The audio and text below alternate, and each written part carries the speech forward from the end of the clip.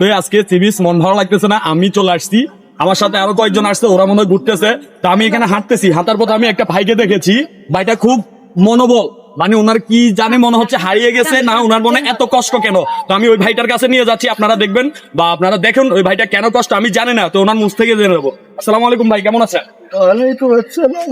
ভাই আপনি এভাবে অসহায়ের মতো কান্নাকাটি করতেছেন বা দাঁড়িয়ে আছেন কেন? ভাই অসহায়ের মতো আছি বলতে এই সিভিক্সের মধ্যে সবাই হাসছে, সবাই সবার গার্লফ্রেন্ড নিয়ে বন্ধু বান্ধবী দিয়ে করতেছে। জি ভাই।